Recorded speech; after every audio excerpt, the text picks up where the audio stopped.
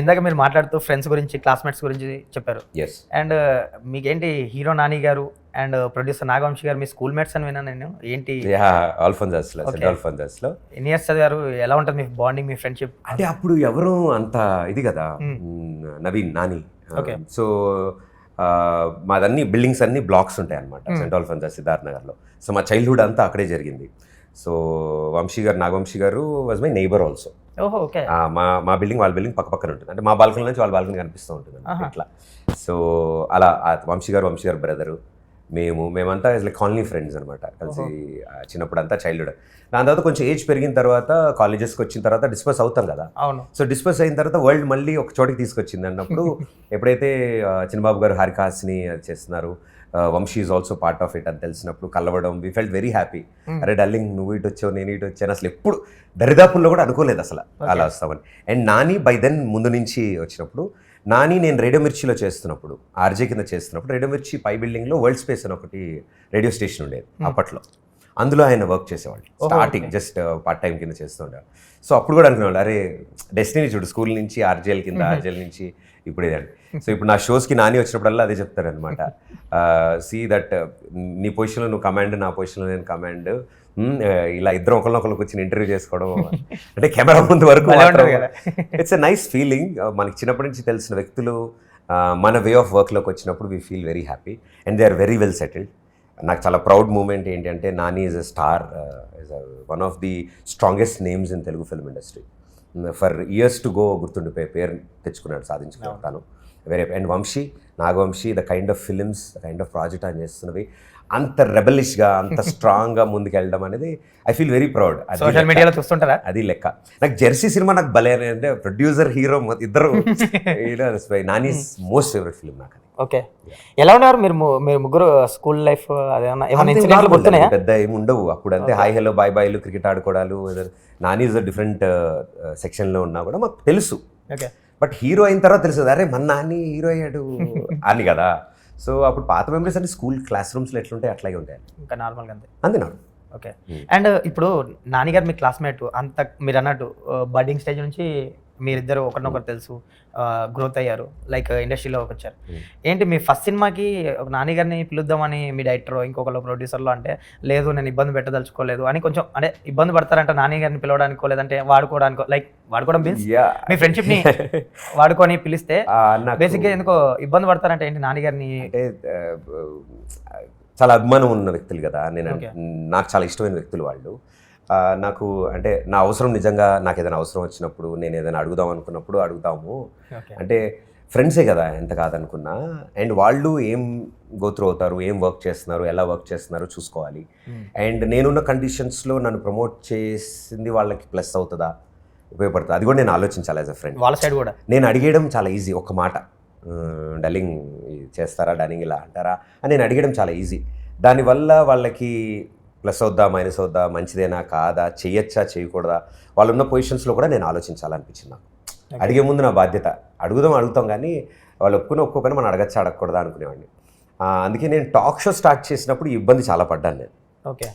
Talk show చేసినప్పుడు, ఎందుకంటే సొంత ప్రొడక్షన్ అది, నేను ఓన్గా కొంచెం టచ్లో స్టార్ట్ చేసినప్పుడు యాక్టర్స్ అందరిని అడిగేటప్పుడు కూడా నేను సిన్సియర్గా యాజ్ యాంకర్గానే వెళ్ళి అడిగాను, నేను ఇలా ఒకటి అనుకుంటున్నానండి, ఒక టాక్ షో అనుకుంటున్నాను. సో అలా అగ్రీ చేసినప్పుడు నాకు చాలా కాంటాక్ట్స్ స్టార్ట్ అయ్యాయి. అంటే సమంత గారు, నాగ చైతన్య గారు, నాగార్జున గారు, మహేష్ బాబు గారు, అక్షయ్ కుమార్ గారు, ఇట్లా ఎవ్రీబడి టర్న్డ్ అవుట్. ఆ షో వచ్చారు. అరౌండ్ 120 ఎపిసోడ్స్ చేశాను నేను అది. సో ఐ ఫెల్ట్ సీజన్ 2 కూడా చేసినట్టున్నారుగా. 4 సీజన్స్ వెళ్ళింది. 4 సీజన్స్ వెళ్ళింది. ఛానల్లోనే వాళ్ళకి హైయెస్ట్ వెళ్ళింది. అండ్ ఒక నార్మల్ యాంకర్ ఒక టాక్ షో చేయడం ఫస్ట్ టైం. అప్పటి వరకు సెలబ్రిటీస్ చేసేవాళ్ళు టాక్ షో. రానా గారు, రమ్యకృష్ణ గారు, రానా గారు అప్పుడు చేయలేదు, రమ్యకృష్ణ గారు కానీ, చార్మి గారు, ఇలా అందరూ వీళ్ళు చేసి, జయప్రద గారు, అలా జరిగాయి అప్పటివరకు. అందులో ఫన్ మూమెంట్స్, మీరు క్రియేట్ చేసే ఫన్ మూమెంట్స్ అసలు హైలైట్స్ ఉండేవి కదా సెలబ్రిటీస్తో. అంటే నాకు ఎప్పుడు అలా ఉండేది చిన్నప్పటి నుంచి. యాక్టర్ రియల్ లైఫ్లో ఎలా ఉంటారో చూడాలనిపించేది. స్క్రీన్ మీద నాకు హీరో తెలుసు, చిరంజీవి గారు తెలుసు, నాగార్జున గారు తెలుసు, వెంకటేష్ గారు తెలుసు. వాళ్ళ నిజ జీవితంలో ఎలా ఉంటారో నాకు తెలియదు, జనాలకి తెలియదు. అది చూపించాలనుకున్నారు. సో అది వాళ్ళ లవ్ స్టోరీస్ ఏంటి, వాళ్ళ కాలేజ్ బంకులు ఏంటి, డంషల్ ఆర్ట్స్ ఆడితే ఎలా ఉంటుంది, వాళ్ళ అంతాక్షరి ఆడితే ఎలా ఉంటుంది, ఇంట్లో ఏం చేస్తారు. So I wanted to know. So as a ఫ్యాన్గా నేను హోస్ట్ చేశాను అది. సో అందుకని అంత రీచ్, అంతగా డెప్త్ వచ్చింది, అందులో ఎమోషన్ వచ్చింది. 1-2 ఎపిసోడ్స్ బయటకు వచ్చిన వెంటనే ఇమీడియట్లీ అందరికీ ఒక గుడ్ విల్ స్టార్ట్ అయ్యి, అంటే ఒక పాజిటివ్ వైబ్ క్రియేట్ అయింది. అరే ఈ వ్యక్తి ఇట్లా ఉంటాడా బయట అని. మహేష్ బాబు గారికి ఆ షో అంత నచ్చడం, అండ్ ఆయన ఇప్పటికీ ఆ షో చేసి మేము ఒక 5-6 ఏళ్ళు అయిపోయి ఉంటుంది కదా. ఇప్పటికీ ఎప్పుడు కలిసినా ఏంటి మళ్ళీ స్టార్ట్ చేయట్లేదా, ఏంటి పరిస్థితి ఏంటి, ఎలా ఉన్నా దాని గురించి అడిగి మిగతా అడుగుతారు అన్నమాట ఎప్పుడు ఆయన. సో అలా నా ఫ్రెండ్స్ అంటే నాని వీళ్ళని అడగాలంటే నాకు కూడా కొంచెం మొహమాటం ఉంటుంది. తెలిసిన వాళ్ళంటే ఎక్కువ మొహమాటం ఉంటుంది. యా అంటే అండ్ ఏంటి మీరు మీ ఫస్ట్ సినిమా షూట్లో ఏంటి రొమాన్స్ చేయడానికి ఇబ్బంది పడ్డారంట, లైక్ కిస్ సీను చాలా అసలు ఎంబారసింగ్గా ఫీల్ అయ్యి ఏంటి అసలు ఏంటంటే ప్రదీప్కి రొమాన్స్ అంటే ఇష్టం ఉండదా, స్క్రీన్ అదే లైక్ కెమెరా ముందు చేయడం ఇష్టం? అలా కాదు సార్, ఇప్పుడు 200 మంది చుట్టూరా చూస్తుంటే అంటే ఇట్స్ మై ఫస్ట్ ఫిలిం. నాకు టెలివిజన్లో ఏంటి ఇట్ ఈస్ ప్రదీప్ మాచిరాజ్. నేను బయట ఎలా ఉంటానో నేను షోలో అలా ఉంటాను. That is me. బాయ్స్తో ఫన్ చేస్తాము, లేడీస్ ఉన్నప్పుడు ఆ రెస్పెక్ట్ ఉంటుంది అంతా ఉండదు. బట్ సినిమాకి వచ్చేప్పుడు యూఆర్ ప్లేయింగ్ ఏ క్యారెక్టర్. ఆ ప్రదీప్లోంచి దాంట్లోకి రావాలి. మధ్యలో ప్రదీప్ వస్తూ ఉంటాడు, ఇది ఏంటి అని. కాదు ఇలా కాదని చెప్పి కన్విన్స్ అయ్యాడు. ఫస్ట్ సినిమా కదా, కథ ఇది అన్నిటికీ ఇంపార్టెంట్ అది. So that's how the story runs. So నేను ఈ 2 yearsలో నేను అర్థం చేసుకుంది ఏంటి, ఇప్పుడు నేను కృష్ణ అనే రోల్ ప్లే చేస్తున్నా, అక్కడమ్మ ఇక్కడ అబ్బాయి. సో కృష్ణ ఎలా ఉంటాడు ఇందులో, ప్రదీప్ కాదు. సో అందరికి ప్రదీప్ తెలుసు, బట్ కృష్ణకు ఒక ఫ్రస్ట్రేషన్ ఉంటుంది. రెండో సినిమాకి వచ్చేసరికి కృష్ణ కొన్ని రూల్స్ అండ్ రెగ్యులేషన్స్ ఉంటాయి వాడికి, వాడు ఫాలో అవుతూ ఉంటాడు. కానీ వాడు ఊరు వెళ్తే మొత్తం నాశనం అయిపోతాయి అవన్నీ. వాళ్ళు పెట్టిన రూల్స్ అని ఫాలో అవ్వాలి వీడు. సిటీ నుంచి వెళ్ళిన ఏకైక కుర్రాడు వీడు, అక్కడికి ఓ సివిల్ ఇంజనీర్. ఆ ఊరు మొత్తం రూల్స్ని వీడు ఫాలో అవ్వాలి. సో ఈ కృష్ణ ఎలా ఉంటాడు, కృష్ణ ఎలా బిహేవ్ చేస్తాడు అనేది చూపించాలని నేను కోరుకున్నాను. సో ఫస్ట్ సినిమాకి డెఫినెట్లీ కొంచెం మొమ్మడి పడ్డా, మొహంజ కాదు చాలా పడ్డా. ఇప్పుడు ఈ సినిమాలో రొమాంటిక్ సీన్స్ సిగ్గుపడకుండా చేశారు? లేవు. అంటే నేను ఎందుకంటే అంటే చాలా ఇబ్బంది పడ్డారు ఆ షార్ట్ చేయడానికి, అసలు చాలా టైం టేకింగ్ అయింది ఆ షార్ట్కి. ముద్దు పెట్టమంటే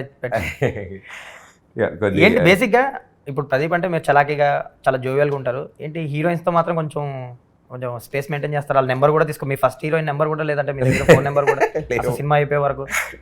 అంటే ఇట్స్ ప్రొఫెషనల్ కదా, అంటే నేను అంటే బేసిక్గా ఎక్స్చేంజ్ చేసుకుంటారు కదా మొబైల్ నెంబర్స్, లైక్ ఒక సినిమా చేస్తున్నప్పుడు. బట్ మీరు అంటే చివరి వరకు అవసరం పడలేదు, ఎప్పుడు ఏదన్నా మాట్లాడడం డైరెక్ట్గా మాట్లాడుతూ షూటింగ్లో మాట్లాడుకునే వాళ్ళం, ప్రమోషన్స్కి కలిసే వాళ్ళము. సో ఇట్ వాస్ బాండింగ్ అలాగే ఉంది, వెరీ గుడ్ ఫ్రెండ్స్. దాని తర్వాత సినిమా అంతా అయిపోయిన తర్వాత బయట రెస్పాన్స్ ఎలా ఉంది, పాట ఎలా వెళ్ళింది, అందరు ఇలా చెప్తున్నారు అనేది నాకు పర్సనల్లీ చెప్పాలనిపించింది. బికాస్ తనకు కూడా డెబ్యూ ఆ cinema, and she was also very excited. And ఇక్కడ వస్తున్న ఎప్లాజ్ తనకి తెలియాలి, తనకి చెప్పాలి అని అందరం చెప్పేవాళ్ళం. So she was also very happy. తను కూడా ముందు నుంచో పెట్టాలి అనుకున్నాను నేను, because she played an equal role. So అలా ఉంది. సో ప్రొఫెషనల్లీ ఇప్పుడు నా ఫ్రెండ్స్ ఉన్నారు, ఇప్పుడు టెలివిజన్ ఇండస్ట్రీలో ఉన్న ఫ్రెండ్స్ కూడా నేనేం రెగ్యులర్గా మాట్లాడుకోం. అవసరం ఉన్నప్పుడు వాళ్ళకి ఏదైనా ఉన్నప్పుడు డిస్కస్ చేయాలనుకున్నప్పుడు డైరెక్ట్ కాల్ చేస్తారు, డార్లింగ్ ఇలా జరుగుతున్నా, ఓకే ఇలా చేయండి అంతే. ఓకే, అంతవరకు మెయింటైన్ చేస్తారు. ఇంకా ఎవరైనా ఏంటి షై బయట కూడా అంతే డార్లింగ్. ఇప్పుడు నువ్వేనా ఎలా ఉంటావు, అదేలే నేను అంతే, జస్ట్ కామన్. ఇప్పుడు మనకి ఏంటంటే మన పరిచయం ఉన్న అమ్మాయిలతో కొంచెం బాగా మాట్లాడగలుగుతాం. ప్రొఫెషనల్లీ ప్రెస్లో కానీ మీతో పాటు కోలీగ్స్ మీరు ఎవరన్నా అనుకోండి, అవసరం ఉన్నప్పుడే మాట్లాడతారుగా, ఫోన్ నెంబర్ తీసుకున్న రోజు మీరు మాట్లాడరు.